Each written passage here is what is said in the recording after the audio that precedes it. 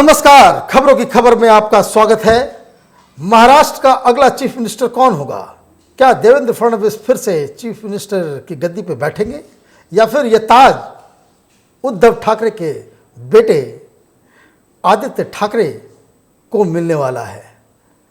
ये एक ऐसा सवाल है जिसको लेकर के महाराष्ट्र नहीं पूरे देश में लोग चर्चा कर रहे हैं और ये जानने की कोशिश कर रहे हैं कि जो शिवसेना की जो जिद है उसके पीछे आखिर वजह क्या है।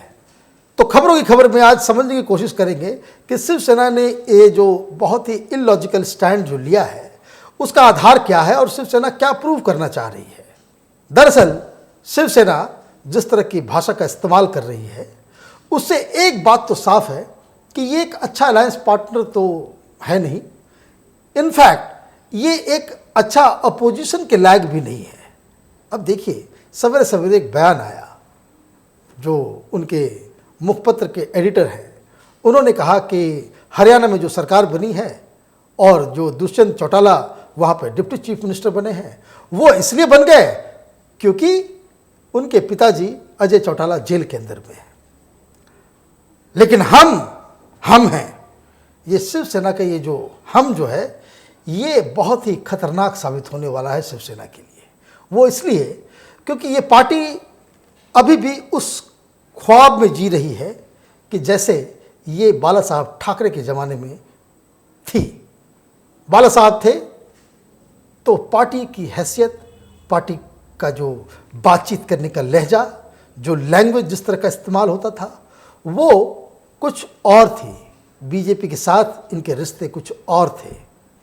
उद्धव ठाकरे को लगता है कि बीजेपी जिस तरीके से बाला साहब ठाकरे को इज्जत देती थी, उनकी बातों को मानती थी और जो रिस्पेक्ट और रिगार्ड हुआ करता था बाला साहब ठाकरे के लिए, वैसा ही रिगार्ड, वैसी इज्जत बीजेपी अभी के लीडरशिप को दे।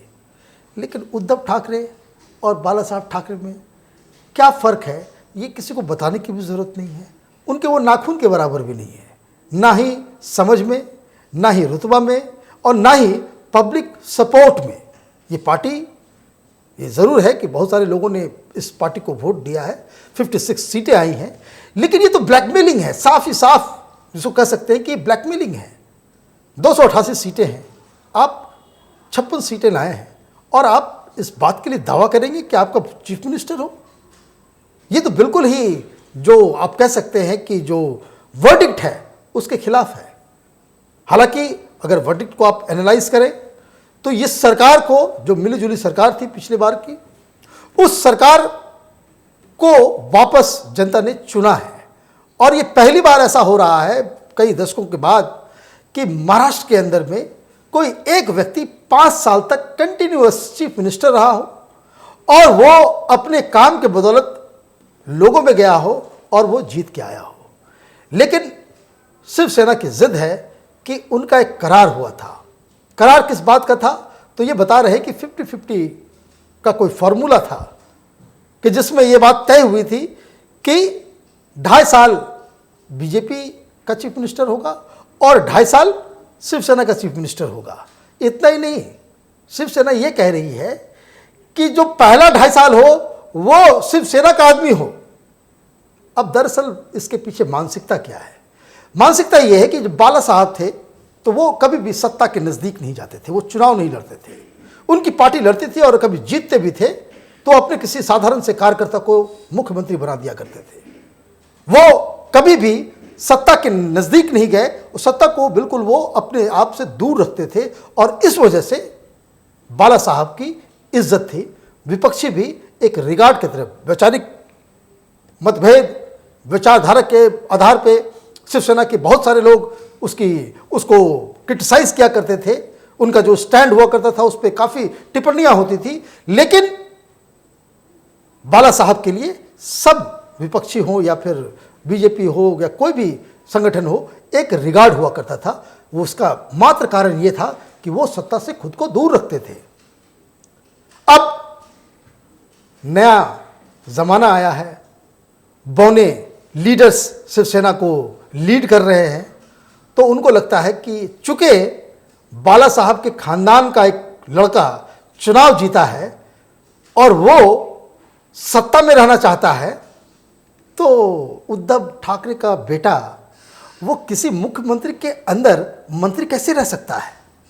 ये जो ईगो है शिवसेना का, यही उसका काल है।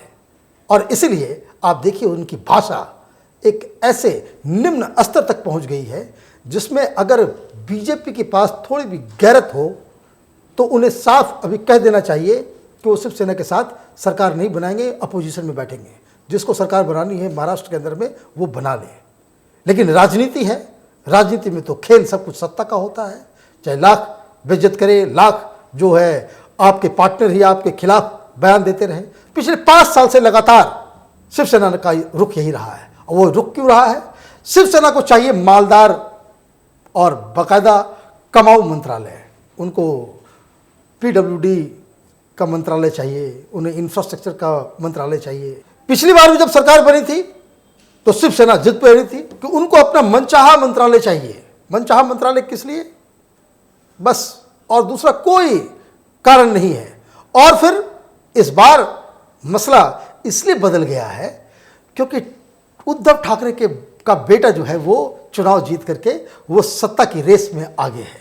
लेकिन रेस में रहने से कोई आदमी मुख्यमंत्री बन जाए सिर्फ इसलिए कि वो ठाकरे परिवार का लड़का है, ये तो राजनीति में आज के ज़माने में संभव नहीं है। वो इसलिए संभव नहीं है क्योंकि देवेंद्र फडणवीस ने अपनी लीडरशिप को इस पूरे 5 सालों में और चुनाव के नतीजों के जरिए अपने आप को उसने प्रूव किया है। दूसरी बात क्या है कि बीजेपी एक बड़ी पार्टी बन चुकी है महाराष्ट्र में शिवसेना से, और यही वजह है कि शिवसेना से ज़्यादा सीटों पे वो लड़ी। और शिवसेना उस समय कि चूंकि उन्हें सिर्फ चाहिए था कि किसी तरीके से चुनाव जीत जाए, अगर वो अकेली लड़ी होती तो शायद इतनी सीटें नहीं आई होती। तो ये जो बड़ा भाई बनने की जो अभिलाषा है, जो कामना है, जिस तरह से शिवसेना बाला साहब ठाकरे के ज़माने में बीजेपी की बड़े भाई के रोल में रहा करती थी वहाँ अलायंस में, वो उस स्टेटस को वापस लाना चाहती है। लेकिन शिवसेना के पास ऑप्शंस नहीं हैं। वो इसलिए नहीं है क्योंकि शिवसेना अगर ये चाहती है, अगर ये कर सकती है कि वो एनसीपी के साथ हाथ जोड़ ले, एनसीपी के साथ अलायंस बना ले, कांग्रेस के समर्थन से सरकार वहाँ पे बना ले और मुख्यमंत्री किसी को बना ले, तो ये एक ऐसा फैसला होगा कि जिसे शिव सैनिक खुद रिजेक्ट कर देंगे। वो इसलिए क्योंकि आए दिनों में कुछ ऐसी खबरें आई हैं कि एनसीपी के कई लीडर्स जो है वो उनका बाकायदा कांग्रेस पार्टी और एनसीपी के लीडर्स, उनका रिश्ता दाऊद इब्राहिम के साथ रहा है, वैसे लोगों के साथ रहा है जिन लोगों ने मुंबई में धमाके करवाए थे। तो शिवसेना एक ब्लैकमेल की राजनीति कर रही है बीजेपी के साथ, कि शिवसेना यह भी जानती है कि बीजेपी एनसीपी या कांग्रेस के साथ हाथ नहीं मिला सकती है और उन्हें घूम फिर करके वापस आना पड़ेगा। तो ये एक राजनीति का वो उस मोड़ पे ये बातचीत चल रही है कि जहाँ जो पहला व्यक्ति जो ब्लिंक करेगा, कभी आंख लड़ाने वाला खेल जो आप खेलते हैं तो हारता कौन है? जो पहले आंख ब्लिंक करता है। तो निगोशिएशंस चल रहे हैं, देखना यह है कि सबसे पहले ब्लिंक कौन करता है।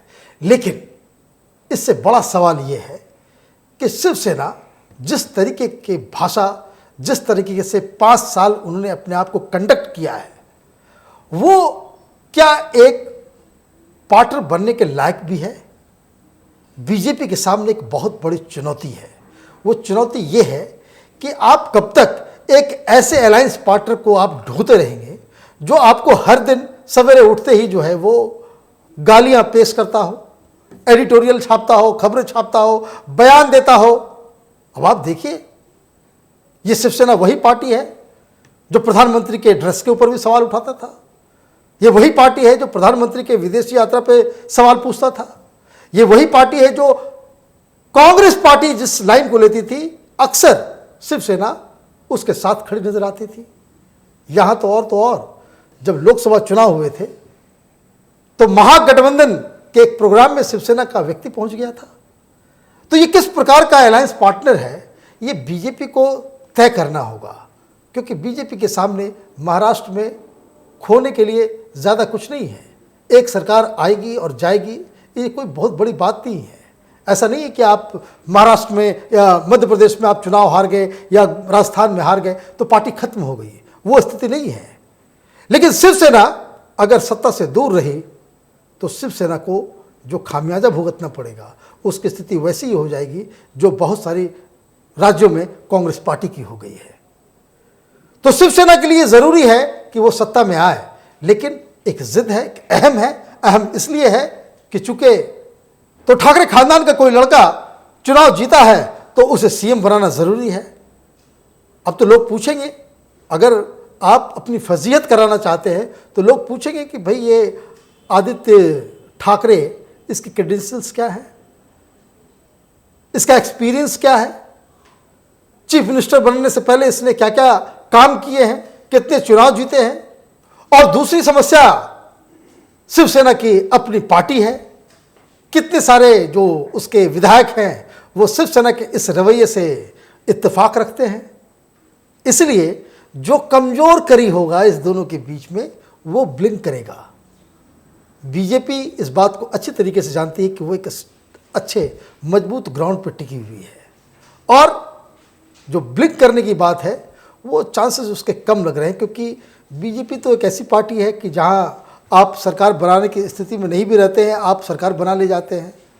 बहुत सारे इंडिपेंडेंट से छोटी छोटी पार्टियों के भी बहुत सारे उम्मीदवार हैं। खबरों की खबर में ठीक हमने एक वीडियो बनाया है जिसे हमारे न्यूज़ एडिटर राजीव ने किया है कि जो बीजेपी के सामने जो दूसरा ऑप्शन है, उस वीडियो को देखिए तो उसमें सारा का सारा वो खुलासा किया जा रहा है कि जिसमें बीजेपी किस तरीके से बिना शिवसेना के भी सरकार बना सकती है। तो बीजेपी तो आज के पिछले, जब से मोदी सरकार 2014 में आई है, तब से हमने तो नहीं देखा कि इस तरह के निगोशिएशंस में बीजेपी ने कभी ब्लिंक किया हो। लेकिन शिवसेना के साथ जो हो रहा है वो राजनीति का बहुत ही, इसको कह सकते हैं कि ये निचले स्तर की राजनीति हो रही है। जिस तरह की भाषा का इस्तेमाल अलायंस पार्टनर के लिए किया जा रहा है, एक कैरिकेचर आपने छाप दिया कि बाघ के हाथ में कमल का फूल है, बाद में आप जो है शर्मिंदा होते हैं। तो आप इस तरह का काम करते हैं जैसे लगता है कि राजनीति को आपने कुश्ती का अखाड़ा समझ लिया है कि हर चीज़ में हर सवेरे आपको एक दांव खेलना है और अपने जो अलायंस पार्टनर को जो है वो पटकना है, उसको पटकनी देना है। राजनीति इस तरह से नहीं चलती है, और बीजेपी को भी ये समझने की ज़रूरत है कि इस तरह के पॉलिटिकल पार्टीज़ के साथ अलायंस बनाना तो दूर, इनके नज़दीक भी उन्हें नहीं जाना चाहिए। क्योंकि नुकसान ये होता है कि शिवसेना वो अपने आप को बहुत ही तुच्छ समझने लगती है जब वो महाराष्ट्र के बीजेपी लीडर से कम्युनिकेट करती हो। वो सीधा का सीधा वॉर जो है उस प्रधानमंत्री मोदी, अमित शाह और इन लोगों के ऊपर जो है वो तनकीद करती है, उन लोगों के ऊपर जो है क्रिटिसिज्म करती है। जो ग्राउंड लेवल के जो वर्कर्स होते हैं बीजेपी के, उनको वो सही नहीं भाता है। तो बीजेपी को भी अपने घर को संभालना है। ये कड़ा फैसला लेना पड़ेगा कि शिवसेना के साथ कितनी दूर तक आप जा सकते हैं, कितनी दूर तक आप उसको बर्दाश्त कर सकते हैं। ऐसा नहीं होता है। बहुत लोग कहते हैं कि राजनीति में कोई लिमिट नहीं होता है और सत्ता की लड़ाई होती है, लेकिन फिर भी आपको एक लक्ष्मण रेखा तय करनी होगी कि आप शिवसेना के साथ कितनी दूर तक जा सकते हैं, उनकी कितनी तनकीदें, उनकी कितने क्रिटिसिज्म को आप झेल सकते हैं, अपने लीडर्स के ऊपर जो है कटाक्ष को झेल सकते हैं। क्योंकि जब तक आप अपने आप को क्लियर नहीं करेंगे, आपका थॉट प्रोसेस क्लियर नहीं होगा, सरकार तो अब बीजेपी की बन जाएगी, इसमें कोई शक नहीं है। और यह भी तय हो जाएगा कि Aditya Thackeray deputy chief minister के पद पे एग्री कर जाएंगे। लेकिन ये जो करवाहट है, उस करवाहट के बारे में भी सोचना पड़ेगा। आप देखते रहिए ओपिनियन पोस्ट इंटरनेट टीवी। हमारे वीडियोस को लाइक कीजिए, शेयर कीजिए और हमारे चैनल को सब्सक्राइब कीजिए और बेल आइकन को ज़रूर दबाइए ताकि हमारे वीडियोस आप तक फ़ौरन पहुँचे। धन्यवाद।